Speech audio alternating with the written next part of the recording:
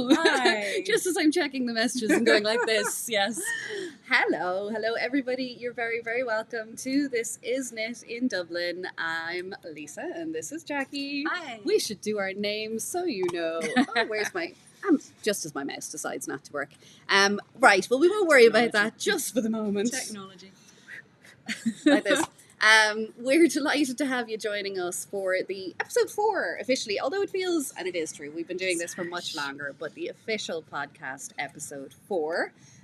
We're back home. We are. We had been stateside. We're a little bit brighter, a little bit breezier than we were the last time. Yeah. But in case this is your first time joining us, we're a mother and daughter team joined by there's More daughters. Another daughter, more honorary family members. Yeah.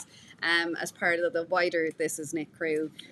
So a family-owned yarn shop from Dublin, and we come on here to do our live podcasts so that we can answer your pre-submitted questions, get time to kind of chat and get to know you all, and from wherever you are in the world, we'd love to bring a local yarn shop service to you guys. Yay. So we're here to inspire you and help you, give you some tutorials and tips and just a bit of yarny chat along the way for the next hour. So do leave us a comment. Make sure if you're on YouTube that you're logged in. That's the only way that you can be allowed to leave a live comment or see any. Is that true? Or? Oh, apparently Maureen, yes, said you couldn't see it unless you're logged in. So. So definitely go on in, and that means that you can participate and you can chat to each other as well as we go through the broadcast. A wider experience. A wider experience. Let me check this mouse now. You chat amongst yourselves. There we go. So once again, hang on. Yay. Lisa and Jackie, we're standing on the right side of the screen that's even as better. well. So Even better. we have people joining us from New Jersey and from Minnesota. Well, we get storms here, but not snow. Like that. No. And Toronto and all sorts, and of course from down the road as well. So no matter where you're joining us, whether it's live or watching back, you're very, very, very welcome. And we appreciate you taking the time, So there's a lot of knitting podcasts out there, but we try and do things a little bit different. So I put Jackie on the spot. We're hoping maybe Joy will join us remotely the next time. Aww, let's see. That'd be nice. Let's see if wouldn't she it? feels up to it. Yeah. But she is coming back. Don't worry. Fret not. You have not lost her forever. No. She will be back on screen. And we did have someone ask how she was, and she's doing great. She's just in recovery at the moment, and just doing the right thing and doing what her doctor tells her to do. That's very important. Very, very important. So hi, Joy, if you're watching. I know she tells you. Super famous, exactly, on these things. And thanks, Deirdre, for noticing. It took me a while now. We're in a different spot in the shop now today. you see, someone's on the ball. Yes. Well done. We give a bit of a different perspective as well, and it gives us a chance to show off some of what's new as well. Yeah. But we usually start this whole fun and games with what have we been knitting lately? Most episodes cover that. In my case, I'm wearing, we should say what are we wearing today and what have we been knitting lately. Yeah. Jackie, what are you wearing today? Okay, I'm wearing my Manus, my second Manus. This has been done with a lace weight solid yarn instead of a lace weight mohair. So I think Maureen was saying you can actually see the shape better or something. I think you can. Yeah. So stash yarn, just a beautiful colour. I think it's Oshitita, and then this yarn I picked up in San Francisco when I went. Using souvenir yarn as she goes. Yeah. So I really love this version, and I love the multicolour. It was one of their, do they call them potlucks or lucky dips or potluck? That's right. Potluck. Yeah. So it's not, unfortunately, not a repeatable colour. Can you believe it? Yeah. So she's very much one of a kind today. But the solid yarn or the non-fluff version has inspired me to do another one. So I'm actually I have one on the needles at the moment, which is, surprise, single malt, my favorite color ever, on the bottom, and it's going to go into Iha in Tara on the top. So like bronze and navy. Amazing. That's classic. Yeah, I think it should be. It should be. Yeah.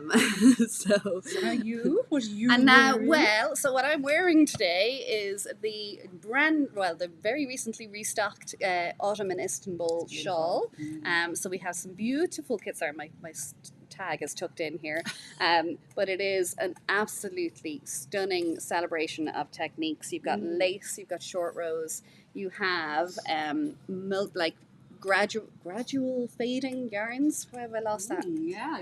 I've lost the word for that. What's that called? Yes. original colorway, so you can see that's... Here you go. Yes. A gradient sort of fade. It's weird. You don't think that this is going to come out in like all the purples and the stone colors that it does, and 2 solid colors. And then, so this one's on the website, which is going to... Can't show the other two. We have a couple of other kits. Just, I mean, it's just sort of 2 of each here in the shop of alternate. We're just calling them alternate colors that you can also make this beautiful design in. So that's called the Autumn in Istanbul kit. Sneak peek. The one, it's a bit shiny, but you're hoping you see it. But look at that one. Is that better? Can you see? Can you see? Can you see? And then there's this one here then. Yeah. So a bit more bright, a bit more. Yeah. Well, I think this is like I wear autumnal colours all year round anyway. You do. But I do think that this is a year round thing. Now, but so knitting lately. Yes. You know what's on your needles? I'm actually making for my eldest daughter Michelle. I am doing her a winter hat because she lost the last one I knit her. Good thing she's your daughter. Yeah, exactly. Yeah. She's the non-knitting daughter. Yeah. The Oslo mohair edition, the Oslo hat. Yes. From I want to say, what's the name of them? Pearl Petite Knit. Oh my God, what's my good? Yeah, but in this colorway. Which is Fonte held with the Kremke silk kit. So Fonte Bebe Merinos, which is a 4-ply merino, 4-ply merino yarn, held together. Yeah, with I'll pop that underneath the thing so you can see. And that's the color I'm doing it in, but that's a different pattern. I'm just gonna have to use my trackpad. Oh, nothing's working today. All right. I mean, it's technical glitches left, right, and center. Now, this is a sneak peek of something else. But if you wanted to see, the beautiful, this is called the Dandelion hat. Yes, that's the one I did for the yarn tasting, wasn't it? The yarn tasting, it was. So the Dandelion hat and... A little long Rebecca Anna. Yes. Avec Long Anna. Isn't that what it's called? Avec Long Anna. Well, we didn't. I just went and grabbed this and we hadn't planned it. Aha. The Dandelion I was trying to read upside down. From Along Avec Anna. There you go. Right. But the sneaky peeks. So it's more a case of what have I been spinning or fiber prepping and playing around with lately. So if you've been watching along on the podcast or keeping an eye on us over on Instagram, you'll know that we went to Rhinebeck last week and we had a little chance. My best friend Lisa, who lives over there in New Jersey, is getting very into her spinning and her knitting, which is fantastic. And it's been mostly independent. I haven't influenced her too much, but she had a fiber blending board. An Ashford fibre blending board. And so this mum made this. We had a little spinning party, didn't we? So you can see like all the gorgeous little details and bits of sparkles on the blending board. Huge amount of fun. Very obsessed. At risk of getting a drum carder for Christmas now, I think. And then I made this one. So again, autumnal shades. And Lisa got herself a electric spinning wheel at Rhinebeck. I have a traditional spinning wheel, an Ashford traditional at home, and so was bitten very seriously by the bug and came back and sort of renewed my love of spinning and made this like crazy art yarn. It's I'm very much a novice spinner, but I'm quite pleased with this. I've done a fair bit, and I had to really refresh my how to set up my skills on how to set up the wheel and everything. And it's a whole mishmash.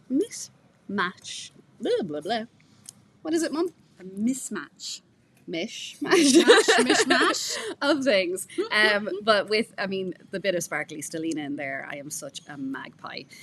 So I made that, and I was on Halloween night doing Navajo playing practically in the dark because my kids wanted to watch fireworks and I just wanted to see fireworks come off my wheel. So you succeeded. That is what we have been knitting and spinning lately.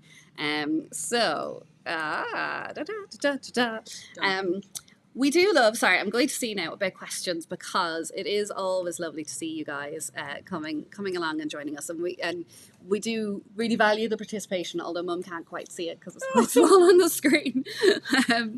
But definitely pop in. And as we go through the customer questions as well, if you have tips and tricks and hints or experiences with anything, please do along the line, weigh in. Like this is a communal geek fest on yarn and stuff. And all are welcome. Oh yeah.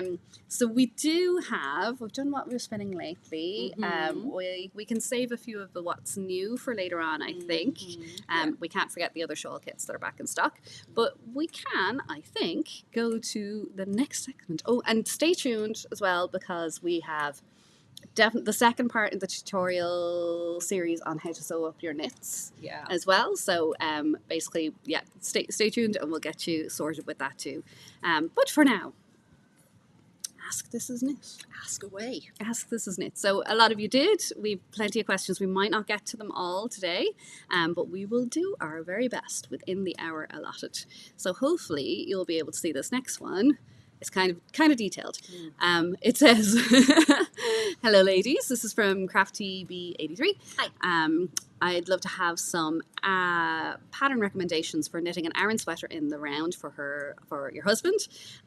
You want one made by an Irish designer, and there's a lot of people making things by Petite Knit, we know, and it is lovely, but ideally you'd want to have one by an Irish designer." Okay, so the team has been busy around in the background and came up with a couple of suggestions for you. I'm going to experiment today with showing you them on the iPad through there. I know we're still figuring this part out a little bit, but we have some designs from Carol Feller and from LB Hand Knits.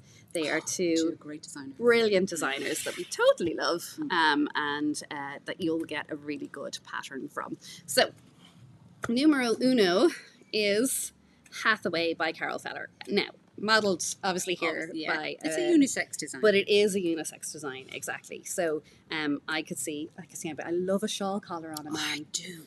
I love a shawl collar. I wish my husband loved a shawl collar on himself, but she doesn't. But so you can see up here, Hathaway by Carol Feller.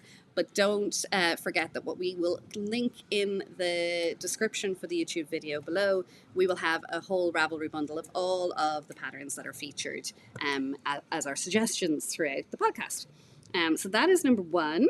Number two is Corcra, which has some lovely, it's more of a Gansey style. Sorry about the lights on here. Yeah, but there's some nice details kind of further in, which you may or may not be able to see there. But that's absolutely fantastic. And there's details coming down the sleeves there. So that's called Corcra by Carol Feller. And then, this is very classic as well. So again, by LB Hand Knits. This one's called Versal. And it's more of a classic sweater. It doesn't really have the Aran details, but we wanted to find you one that had, I suppose, could be knit in the tweed yarn. The tweed, which would give it that kind of look, I know, without the cables. Yeah. It would, but an awful lot of the time, the men's, I'm going to be terribly generalising here, but they really do like things quite simple. I know. Do you know? Yeah. And so the cables do tend to pull in a bit, don't they? So. They do. So that's a couple there, but I think if you're going to make... to tick all of the boxes, I think would be from an Irish designer, an Aran weight yarn, and a unisex pattern. Then we were looking at Hathaway by Carol Feller for your suggestion there. And again, if anybody else knows of other ones, jump on in there and let us know. So we have a hello, I am here. That's great. I love when you're live when we're answering your questions. I hope we helped. Yes. If we come across any more, or the other people in the suggestions as well, just keep an eye on that. We'll definitely share them with you. But yeah, or the other one is the Pop Aran. We have that here, don't we? Pop Aran, will I pop off? Pop off. Jackie's going to pop off to get Pop Aran just briefly, and then we'll show you that, because it's very unisex as well. Pattern was recently updated for our adventures stateside. Now, this is two strands of 4-ply yarn held together. It's a design by Claire Fitzgerald. One of these is a hand-dyed speckled yarn from Townhouse Yarns, which is called Bad Girl Riri is the shade, and Ulla number 2 is the yarn. So yeah, let's get in with the details there. So you've got bubbles, you've got cables, you've got all sorts going on. Yeah. Now, again, back to the men's liking things simple. Yeah. So you can either hold 2 strands of darnee together, or with you'll probably get tension on like Donegal Wool Spinning Company. Soft Donegal. Oh yeah. We would check that out. And the only thing I would say about this is just be careful, you know, of your Sleeves were- size wise and how your sleeves are going. Yeah, it is designed with Yeah. quite slimline sleeves for a kind of Yeah. more modern silhouette. Yeah. But you could definitely like just choose a size with more ease. Yeah. For sure. Pop So Aran. Pop Aran is the name of that one right there. Joy's here. Hello. Nicola here says Carol Feller's patterns are always beautifully written. They are indeed. Yes. We quite agree. And I thought when someone said hello, I'm here. Oh, it is. Is that Joy? That's Joy. I thought it was. Okay, I always thought it was our quick question person, right? Yeah. That's fine. It's Joy.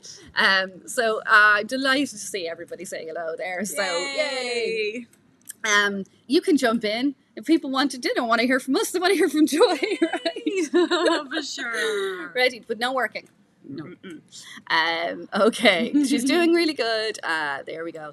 I'm doing really Perfect. good. Knitting like a mad woman, I think that's meant to be, which is great. And Excellent. I've seen she's picking up more yarn today, so there's stuff going out to you. for you. I can't believe you've already gotten through what you took before you went away. And the Stephen West MCAL as well is nearly Can't wait to see.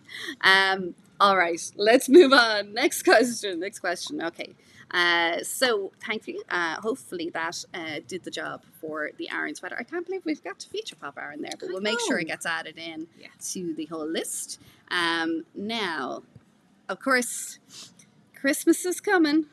Tiny comments are tiny, but Michelle is looking for Christmas knits, ideas that are in sock weight yarns. I have a suspicion here. What do we think is going on? I don't know what's going on. How many skeins of sock weight yarn do you have, Jackie? Loads. So I can see. I'm just putting two and two together, interesting. possibly getting 5. Yeah. But we all have like those pretty skeins picked up. We're going, oh, I did this. So we do. I've picked 3 from one of our recent kind of guides. We regularly share kind of here are some ideas for Christmas knits, but I picked 3 that were sock weight, and that hopefully they're featured in kind of a neutral color, but hopefully would suit even multicolored things as well. So let's have a little look at. I'll get them ready. Have you any sock weight patterns In my head for Christmas? Yeah. No, nothing that's jumping into Nothing my that's brain jumping right at. now. Oh, Joy always does those little, the stars and the Christmas decorations Yes. in, like, making little sparkly things. Odds and sods and bits and pieces. Yeah, We've loads of yeah. those from the yarn tastings as well. So, but today, one of these lovely cows, actually the other one that we have there with made in Tara is lovely. So this is called Birds and Ships, and it's by Caitlin Hunter. Again, that's going to be in the Ravelry bundle that will be linked below. So absolutely gorgeous for a really like special skein of 4-ply or sock yarn. Then we have, I'm just trying to do kind of 3 for each. Quick and easy. Well, quick and easy is anything in 4-ply, quick and easy. Light. But barley light. And you can It's a hat, see, though. Yeah. it is a hat. You can see Yeah. that it is using like a speckled yarn that's got some nice details on it. So that is Barley Light by Tin Can Knits. And then Cloudburst is not one that I'd come across in the last little They're while. So pretty. aren't they gorgeous? Yeah. Somebody knit those for you and wrap them up in pretty tissue paper I and a would bow. be thrilled. Wouldn't you be happy? Yes. So that's Cloudburst, and they're by Ariane Gray. And so all of these designs are available on Ravelry. So you can download. Some of them are free, some of them for a few euros or dollars. But this is another one that we had done a while back. Sorry, go on. Tell people yes, about it. it's got a Jackie. tassel on it as well. It has a tassel. It's Wakero, Whakairo. We'll put it up afterwards on the what do you call it, the bundle afterwards. The bundle? But it's got these I don't know if they're fake buttons. So what you've got is when you put it on, that goes down the back, or it could go down the front if you want. But it just looks like a shawl, but it's really a cowl when you put it on. Isn't that cute? And it's got the tassel at the front as well. So, and that's done in Tara, which is the yak-based one. Townhouse Yarns, Townhouse Tara Yarns. 4-ply. Cloak is shit. Which leads us nicely into, I love a good segue, the next question, which was from Curly Q. And you were asking how many skeins of Tara 4-ply single malt did I use for the Belle sweater? Now, This is all about how you put it on. I wear this a lot, and then I try to describe to people how it's made and how it goes, how the bias in it happens. So hopefully in the right light now we can do it, right? Okay. So the answer, first of all, is 3 skeins, or to be more accurate, 228 grams. I think I've seen it off you. Yeah, exactly. So she's having a moment here as well. So what exactly is happening? Because there's one sleeve, right? Mm-hmm. There's one sleeve. There's another sleeve over here. Oh, look at that. Okay, that's actually, we're upside down. Oh, okay. Oh, yeah, because there's your waist. This is the neck opening here. Wow. And the waist opening is down here. Interesting. Okay, so you put on this sweater, which I will do in a minute, and you can kind of see it take shape. But your body sits over here, but your neck sits over here. So all of this fabric just twists and drapes. Yeah. And then you've got the lovely, like, dolman sleeve effect that happens. A lot of fabric there, but it's done it on a larger needle, is it? No, it's 5.5 millimeter needles. Okay. So when you're knitting this, the vast majority is just this giant loop of fabric. Oh. So I at the time when I was making it, it was pandemic times, and we were talking it's perfect Zoom knitting. It was pandemic. I think it probably was. Perfect Zoom knitting, perfect television knitting, and then really you're only paying attention to kind of the finishing details or where you're leaving your openings. It's mad Ted, is what it is. Maybe you better put it on and show it off. Okay, so hang on one second. Yes. Hang on one second. Off screen, the dead still. Take it at the moment. Talk amongst yourselves. We have any questions there? And don't let us, I can't. Hang on, if I go closer. No, you don't want to see that. Okay. She'll be back in a second. It's all good. Yes. Takes a little bit of a hooshin' and whooshin'. But still. It works. Look at that. I can see the bias even there now. Okay. So that's how that all comes together. But it's a super, super simple thing to make. And a lot of people are very curious about it. A little bit of wrapping your head around what is exactly happening. Stitches are going that way, yeah. Yeah, that's that way. So, are you sure? No. Okay. That is the Belle sweater. You only asked how many, but I thought it was a good chance to show people. So it's Belle by Coconuts, and to show you how it all kind of comes together. Yes. Okay, cool. Okay. Be rather warm now. A little bit. Pop it over here. Yes. So, tossing knitwear around the shop. So thank you again for your question and the chance to kind of go into that. Here we go with the next question, and this one is a couple of people. So obviously colour work is very, very on trend here at the moment, but we did have quite a lot of people asking about maintaining tension, any tips for a first colour work project, just how to get started. Yeah. So we've pulled a few samples and we've had a chat about just kind of where we would start without. We have 2 other tutorials coming up for you shortly, so we didn't have room to kind of get into that, but we can go over it again, I think, in a future episode. But for now, what's your top tip for colour work? If I was starting out, I'd cheat. Okay. I would use a solid and colour. Okay, and that is great because you're only dealing with 2 strands of yarn rather than 4 or 5 or 6 or 7 or 8. Yeah, you're not trying to mix in several flowers. Yes. But yeah, so cheat away. Use a gradient, a gradient yarn and a solid yarn. Okay, and you can make something like this hat. Yeah. Okay, so you can see how it happens there. So the design is there of the diamond. It's a nice repetitive design. It is. So I mean, something straightforward, something like not too intricate. No. And a smaller project definitely. And for sure. And also, there's nothing to say that your first colour work needs to be in a finer yarn. You can we've seen lovely hats and cows and stuff done on chunkier pieces. We did have a few other tips. Hang on. But definitely cheat away. If you can at all, learn how to hold your yarn in the opposite hand. I know, I tried. And so it's okay. It's not for everybody. It's not for everybody. We can only speak from personal experience. Exactly. And again, guys, in the comments, let us know about your colour work adventures, how you got started, things that might have clicked and made it easier. Yes. But in my experience, learning how to, I knit English style, holding the yarn in my right hand, learning how to hold the yarn in the left, really, really helped because it keeps everything on an flowing, even does it? keel and Yeah. flowing and not tangled, so you can just hold one over the other. I think why it doesn't work for me is I throw the yarn.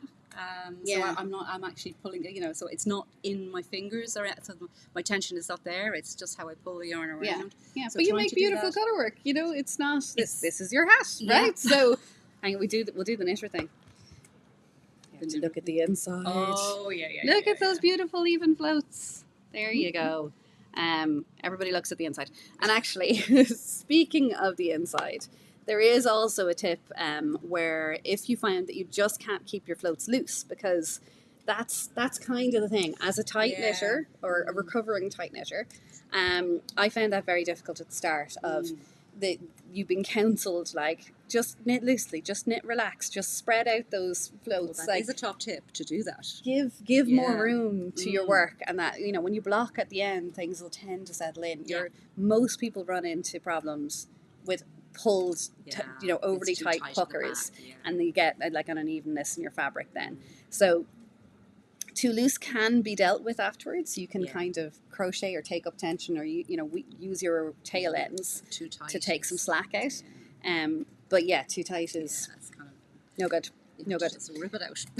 So on the topic of the outside, I have seen people when they're knitting in the round actually deliberately knit inside out. Because it carries the floats around the outside of the work, which is marginally longer of a distance than when you're knitting it this way and carrying them along the inside of the work. So small difference, but it makes a difference. It makes it that bit easier.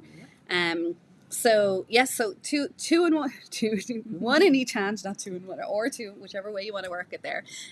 But think about colour dominance as well. Yes. Colour dominance. I had the doodle cow knocking about there. Yeah. Here it is. Yeah. And it's just it's a useful thing. Useful one to talk about. So in this case, the cup motifs. They're just my favourite of all time. But the cup motifs are the thing that you want to be prominent in that section. Okay, so you will hold the colour that you're using for the motif, in this case the red, in the hand that makes looser stitches, because there is going to be a variance. Okay, so the slightly looser stitches means they're slightly plumper, means the motif pops that little bit more. So in my case, I would knit continental style looser, so I use the dominant colour in my left hand. So, and it's not something you really need to be mad worried about on your first project, but if it's not looking right to you, it could be an easy thing to switch to kind of go, it might not be you, it might be the motif and the dominance. The way you're carrying the floats at the back as well. It's like under or over. Yeah. And I tend to put it over. Yeah. And that makes it up. And is that looser then for you? Yes. Yeah. Yes. So the one that you're putting over. Yeah. Yeah. So that's how I do it. Again, we will work on more kind of in-person demos, or I do have a couple of things I think through the back catalogue of Instagram as well. But definitely, in fact, what's going to happen, I swear and I promise, is we're going to do a colour work, my first colour work follow along. At this stage, there's just been so much going on that it has not happened, but all the samples are there, and we will have lots of different tips and advice. In the pipeline. And much more in-depth, definitely in the pipeline. Now, this seems to be generating a little bit of chat here, okay. So Sarah, I'll bring you up here. Sarah, you're saying that you're a tight knitter and you typically go up a needle size for colour work. Yeah. Top tip, thanks for sharing Thank that. And Sandy is saying, hold on, that your knitting is way too loose if you hold the yarn in your left hand. Now that's So I would say try and practice a purely continental project on, like, just garter stitch. Or just a simple cowl knitting around as just a gift to get for into somebody. your rhythm, into your tension. Exactly, and try and kind of find your because it is your groove. You're relearning, so it does take time. It does. Any change to your knitting will take time to affect your tension. Yeah, there's Norwegian style as well. There's lots of different styles out there, so things to try, and like, sure, why not give them a go? You know, so tis knitting and it's fun. And ooh, Nicola, loads of chat here. Hang on. So blocking really helps to set the colour work. I tend to think that the stitch you want to be dominant is the one that's under because it makes the stitch longer, but that could be a personal thing. So there you go. So yeah, you need to look at your own, make a little swatch and kind of read and get, That's spend some Franken colour swatch is coming in. Franken swatch, I know. Yeah, Halloween is gone. Works with Yes. colour work too. And then we have Julie. I made the Holiday Doodle coffee cover as her first colour. Yes, exactly. So the Jamie Lomax or Pacific Knit Co. Doodle patterns are this fantastic. There's so many of them. They are freakishly addictive. Ash has been doing an autumn doodle as well. I think that's might be nearly done or done. Yeah. So absolutely love them. But she does everything down to the hats and coffee cup cozies. Coffee cup cozy, brilliant idea for a little bit of practice. Try and take the stress off. So hopefully that is helpful. Sorry, I keep squishing it. I want it to be Christmas already. Yeah. Now, so What's next? What's next? Like, we could talk all day about these things.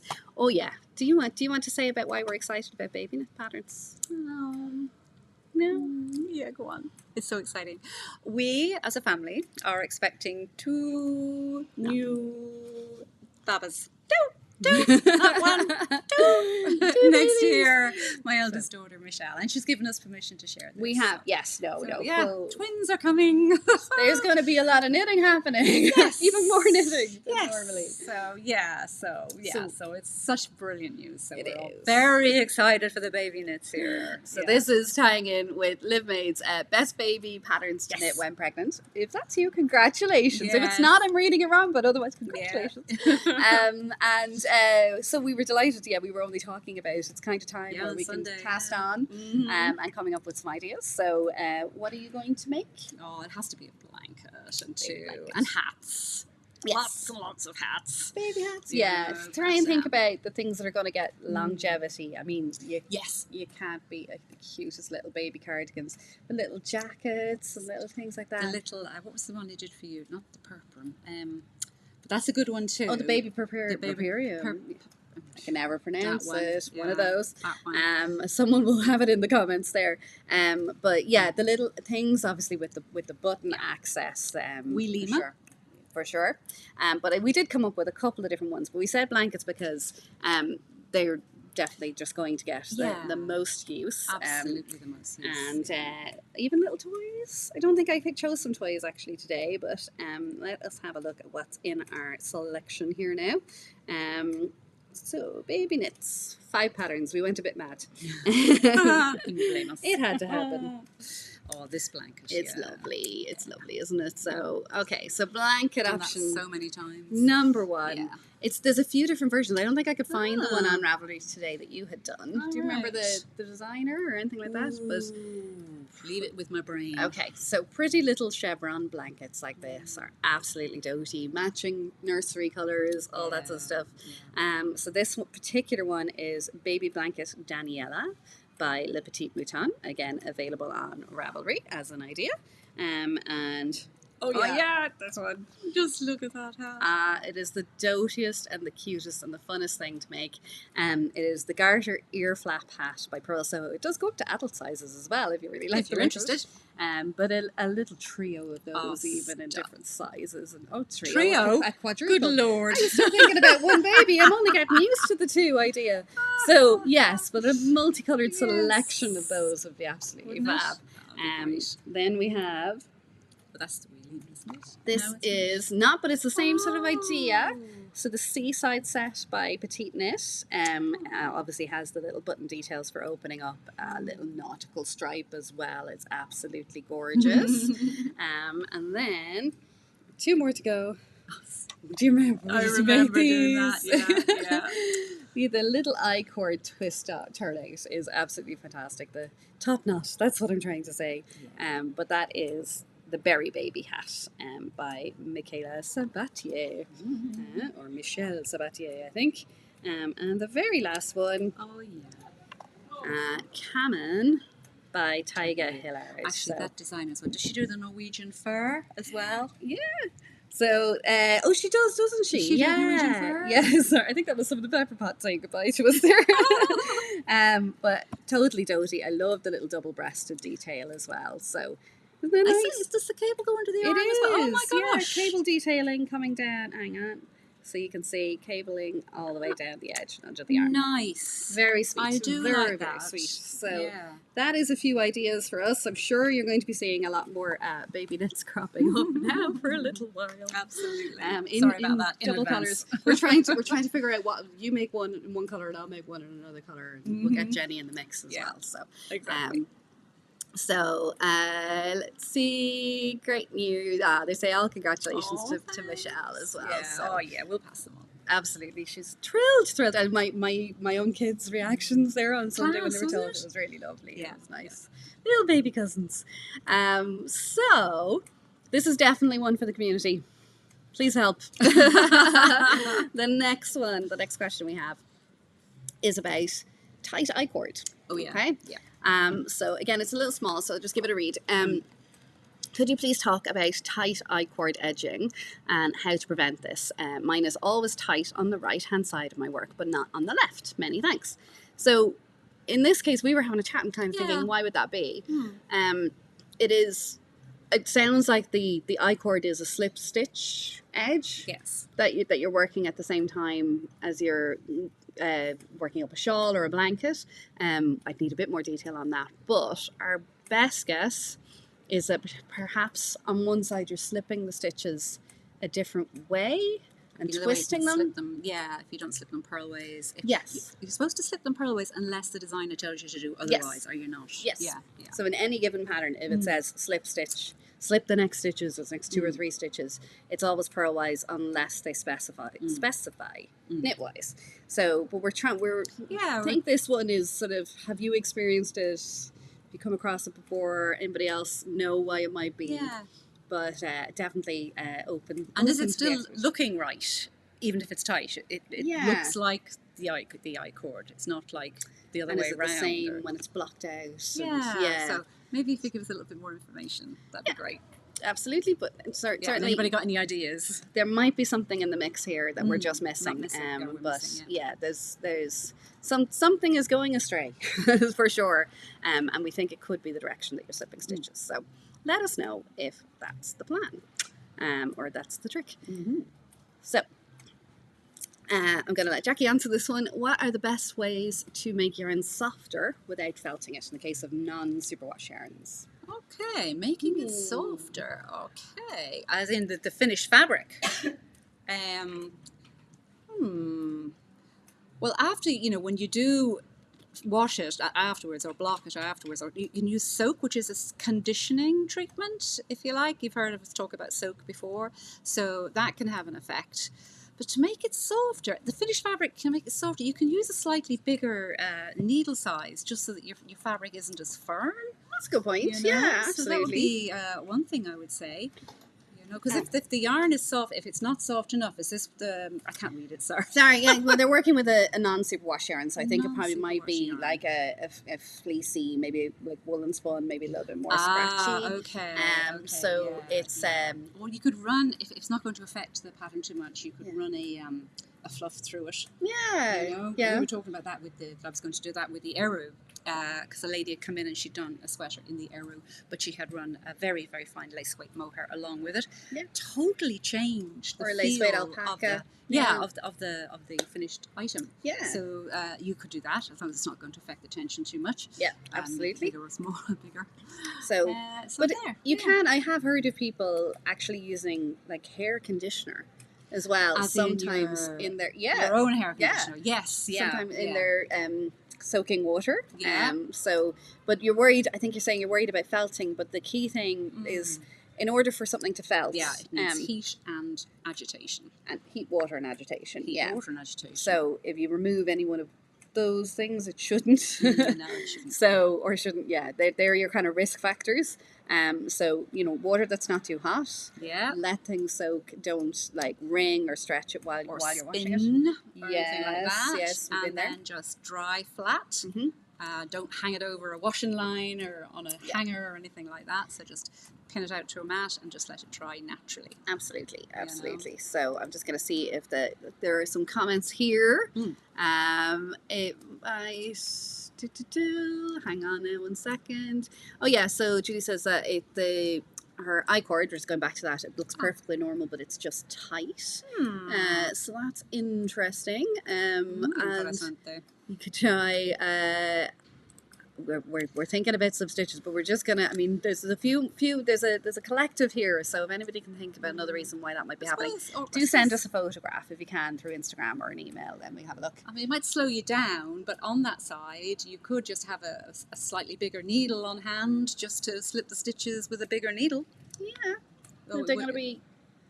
I'm trying to see would it work because you'd be stretching them out a little bit maybe from the size that they were at. So, but yeah, it was not.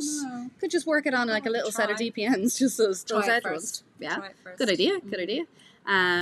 Sarah's saying Flora by Jessica McDonald would be a great pattern for babies. So we'll have to check that out. Thanks very much. Lovely. And then we have Jill saying on the softening yarns, you could try dog conditioner. They're really rich. I've never given that a go, but listen, anything is worth try for sure.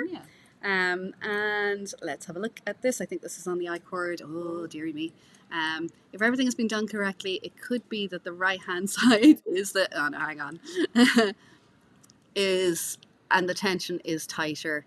Could you go up a needle size? There you are. Great minds think alike for that. So.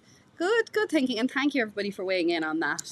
We don't like a mystery we can't solve, so definitely send us on a picture and talk to us about the method that you're using. I'm sure we'll set the investigative team on it. But a few good tips there. Yeah. All right, how are we doing on time? Ooh, so. We had a question about, so I'm definitely not going to get to everything today, but we did have a question about helical knitting, which hopefully we will have time to get to. Have we got interest in that? Sure, look, we'll go for it. It's a couple of minutes. Yeah. Helical knitting, please. And that's from Fiona. So if you're not, do you know what you do know? Have you tried it? I did it once, and I am sold. Okay, and you're using it for stripes or for hand-dyed yarn? I was using it for hand-dyed yarn. Okay, and why do we use it for hand-dyed yarn? Because it actually breaks down any issues you might have with the things being out of pooling, flashing. Yes, it stops that basically as well. So because you're literally chasing. It's so cool. Sorry, I'm not even going to explain it very well. You explain that. So, well, I mean, you're creating a spiral in your knitting, but it's you're offsetting it by 3 stitches every time. Every time you so go it around. spreads hand-dyed colours out. So you're working from 2 skeins, but instead of doing 2 rounds or 2 rows in one colour, or 1 skein and then switching over, you kind of constantly have them on the go, and you're switching every round with that little offset. So it's one of those things best seen rather than talked about. So our demonstration, it's from our Instagram archives, and it is on hand-dyed yarn, but you can also use it to make little tiny barber pole stripes, which is really, really cool. Yeah, so you can just make like super socks without like any sort of jog line or anything like that in it. So it's a really clever technique. Hopefully what I say in this video makes sense. I'm going to play it for you. It has my own voiceover from the Instagram version and everything like that. It's just a couple of minutes long, but hopefully you will gain something from the tutorial. So enjoy. A little while back we shared a tip on how to blend in hand-dyed yarns in your project by knitting 2 rows from one skein and 2 rows from the other. That method does have 1 or 2 disadvantages though, so with thanks to my sister's latest project, I can now show you a better way. The method is called helical knitting, and it actually involves changing your yarn over once every round. So let's get into how it's done. You have 2 yarns attached to your project, but as you work around the circumference of your work and are close to meeting that second yarn, you stop 3 stitches before it. That's right, just stop and slip the next 3 stitches purlwise. You will then pick up the other yarn and once again work all the way around. But you might have guessed it, you again stop 3 stitches before you meet your alternate yarn. Slip those 3 stitches purlwise. It's important that it's purlwise. Pick up that strand and begin working again with that. What you get in the end is a beautifully blended piece of fabric. And it's especially obvious when we take a look at the edge, the rib here, where only one skein was being used. Don't forget, you will still need your beginning of round marker so that you can keep track of where that is, as you'll be working your changeovers at different points all the way around your round.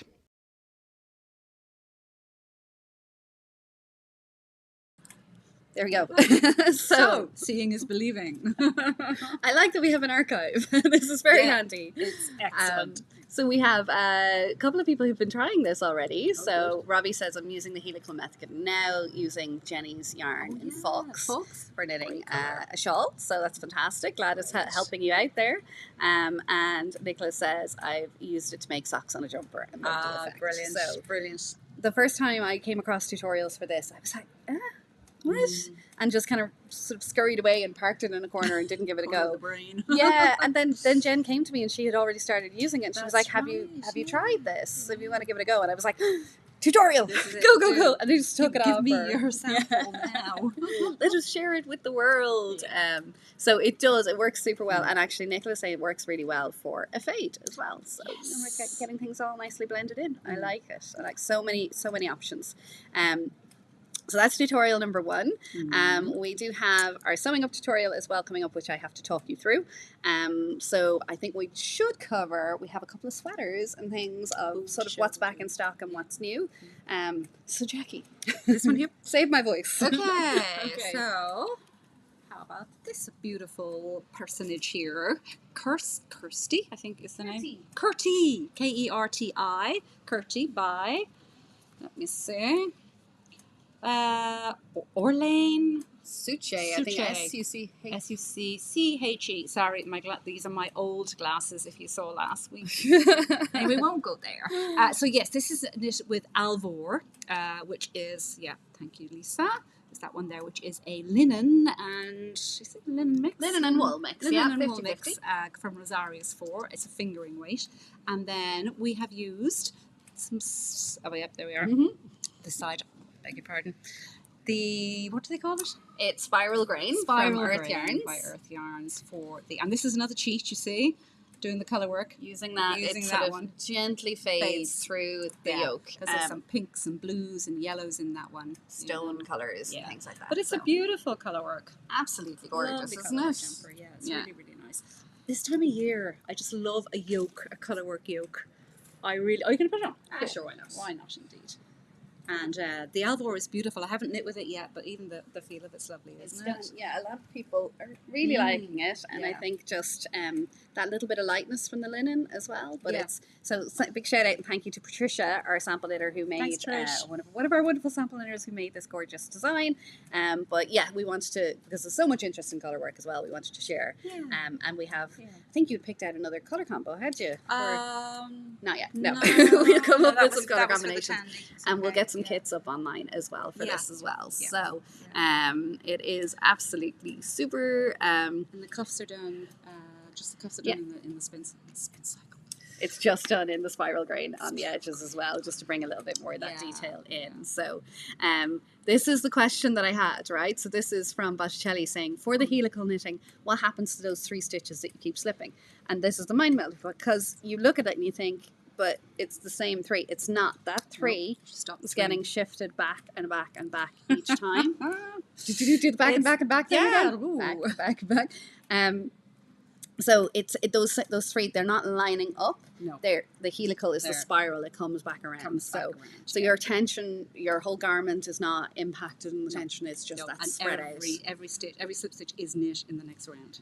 Yes, exactly. Yeah, exactly. That's a much neater way of saying it. Sorry. My brain just kicked into gear there. It did. So, but yeah, it's I would just recommend it's one of those techniques that sometimes maybe does not click when you see a tutorial.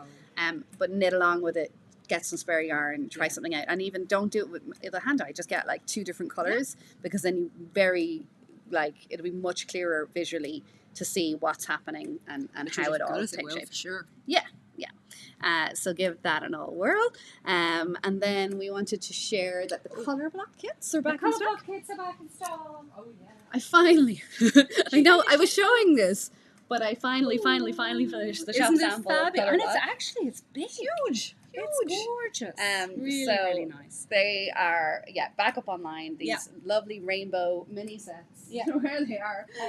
Down here, sorry. But it's basically just a shawl design by Justin Larkowska or Let's Knits that is designed to use up as much, like to have as little really waste. does, doesn't it? And I Yeah. only have these tiny little bits left over. You can also use other minis if you're going down the Advent route. Yep. You can definitely go with this. Yeah, it's gorgeous. But yeah, it's super. So it's 12 colours. 2, 4, 6, 8. No, 11. 11 colours, and one is your dividing line there as well. So, but it is. I love it. It's going to get great wear this year. I think so. So they are back in stock. The Spiral Grain. No, not Spiral Grain. Autumn in Istanbul. Yeah, Autumn in Pretty. Istanbul. We do have a lot more Spiral Grain back in stock actually as well.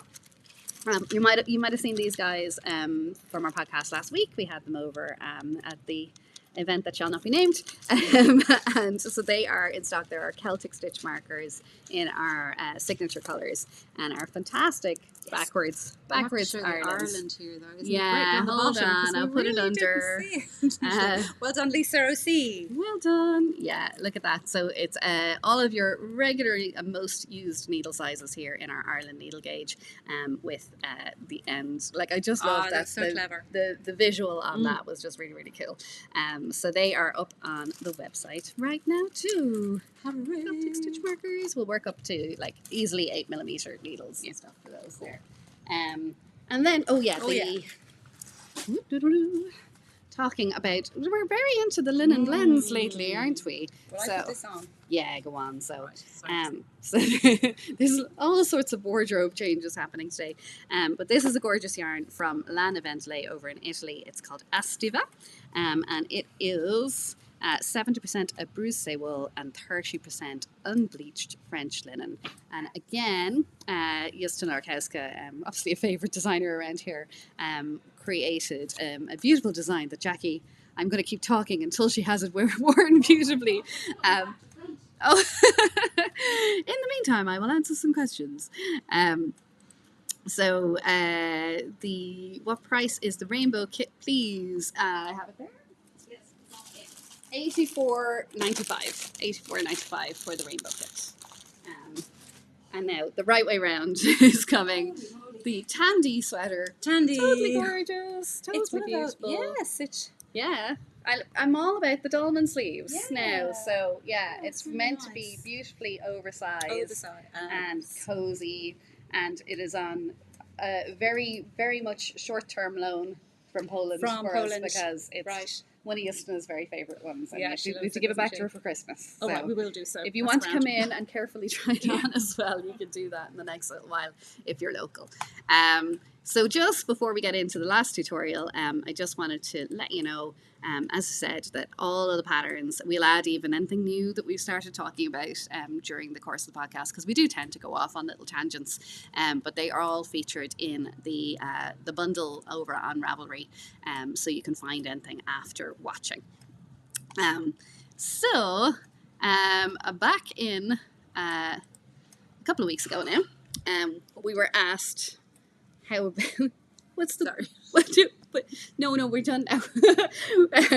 Very last thing was we were asked about sewing up garments. Okay, Yes. and it's a class that I used to teach here in the shop before we gave over our upstairs space to all of our online endeavours. Yeah. So Well taken over. it is well taken over indeed. But it's not a tutorial that can be done in just one piece. So we're doing this series now.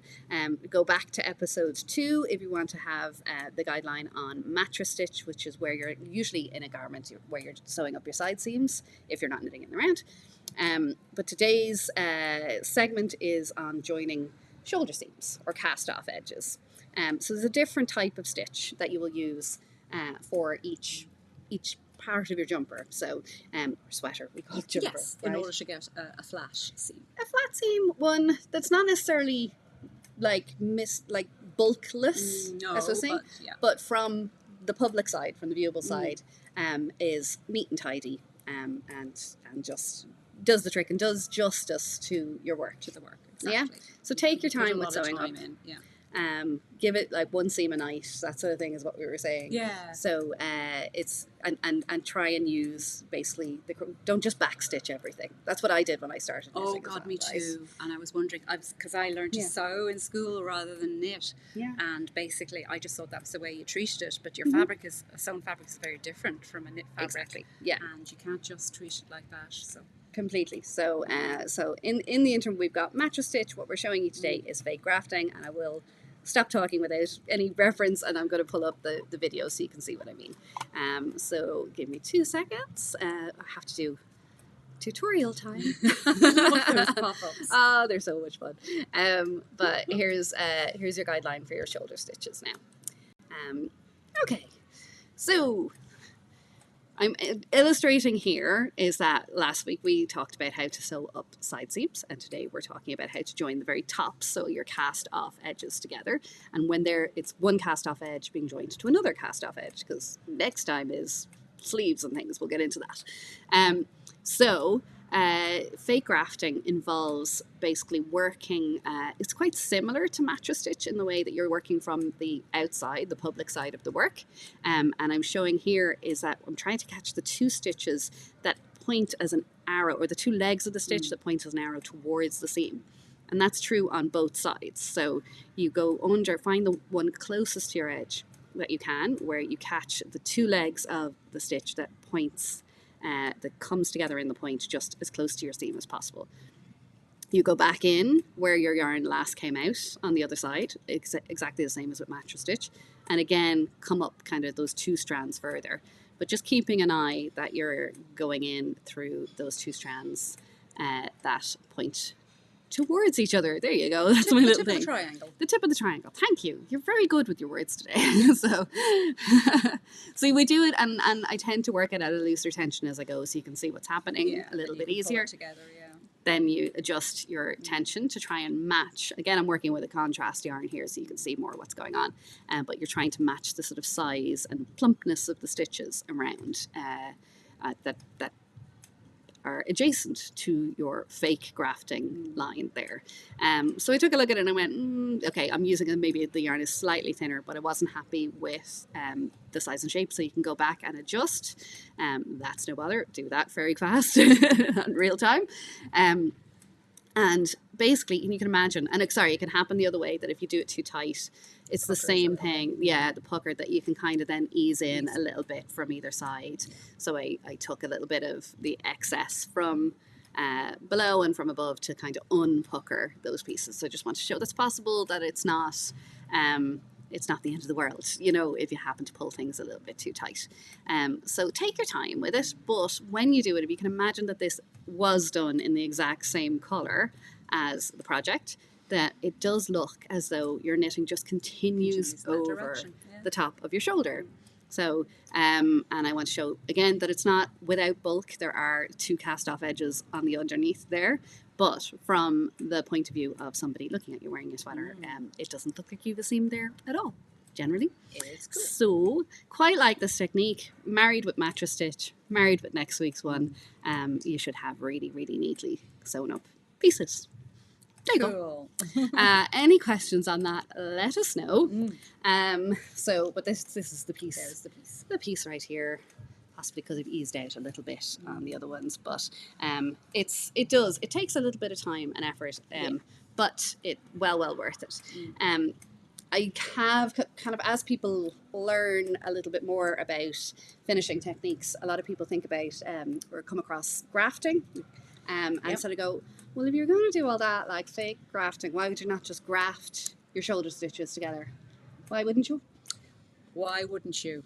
Now she's really throwing me under the bus here. You don't mean to. No. Any idea?